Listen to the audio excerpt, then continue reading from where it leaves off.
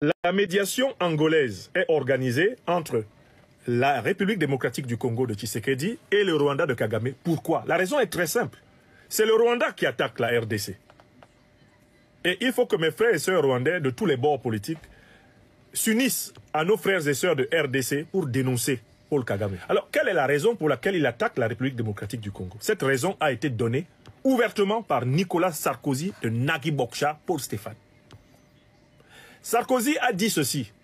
Il a dit que le problème qui se pose entre le Rwanda et la République démocratique du Congo, c'est que le Rwanda est un État petit, mais surpeuplé et pauvre en ressources naturelles, alors que la République démocratique du Congo est un État immense et sous-peuplé, mais riche en ressources naturelles.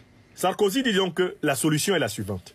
Il faut que l'État qui est trop grand et qui n'est pas très peuplé, qui est sous-peuplé, à savoir la République démocratique du Congo, cède une partie de ses richesses et de son territoire à l'État qui est trop petit et surpeuplé.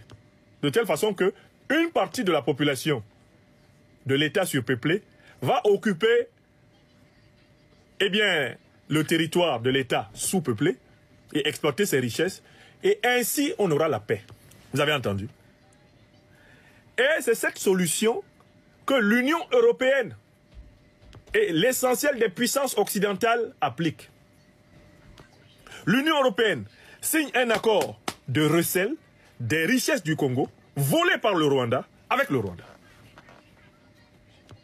Donc, on sait très bien que le Rwanda et l'Ouganda jouent le rôle, en réalité, d'arracheurs des ressources naturelles congolaises pour les brader aux multinationales occidentales. Voilà le modèle. Voilà le modèle qui est à l'origine de la crise des Grands Lacs. Qu'est-ce que le Rwanda a mis en place pour cela? Pour exploiter, pour piller le Congo, Kagame a fabriqué une milice qui s'appelle le M23. Le M23, c'est l'armée rwandaise. Il est directement contrôlé par Kagame. C'est un détachement de l'armée rwandaise. Il agit sous le commandement de l'armée rwandaise. Mais le M23 est chargé de simuler son appartenance à la nation congolaise. De telle façon que la guerre entre l'armée congolaise, le FARDC, et le M23 soit présentée comme une guerre congolo-congolaise. On présente donc le M23 comme une rébellion congolaise, alors que c'est une agression rwandaise. Du coup, Kagame s'organise pour que chaque fois qu'il y a une discussion pour chercher à trouver la paix, Kagame est représenté par deux forces. Le Rwanda, officiellement, dont il est le président, et le M23, dont il est le président caché. Pour maintenir la situation d'agression et continuer à piller le Congo, il fait capoter toutes les négociations. Car en fait, Kagame agit comme un diable à deux cornes. C'est un diable. Il a deux cornes.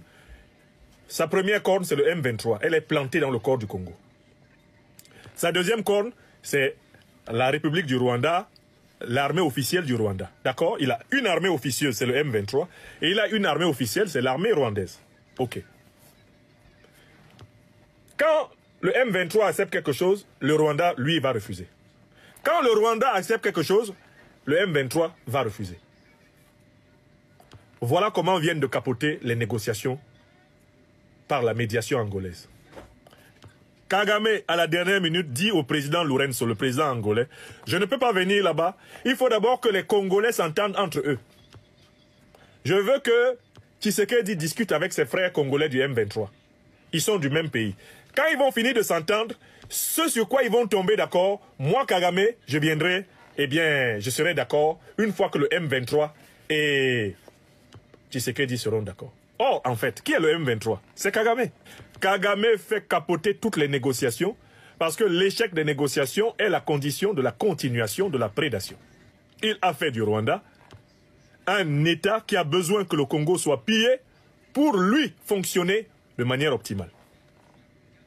Donc, je voulais attirer l'attention des Africaines et des Africains sur le fait que j'avais déjà dit que les médiations entre Tshisekedi et Kagame sont vouées à l'échec. Tant que le paradigme de la situation politique congolaise n'est pas changé. Quel est le paradigme? Et je conclus par là. Ces deux régimes ont les mêmes maîtres néocolonialistes et impérialistes occidentaux. L'affrontement entre l'armée rwandaise à travers le M23 et l'armée congolaise les FARDC, a été organisé sciemment par les grandes puissances néocolonialistes et impérialistes qui sont les parraines du Rwanda et de la RDC actuelle. La République démocratique du Congo ne peut sortir de cette situation qu'en rompant avec les maîtres qu'elle a en commun avec le Rwanda.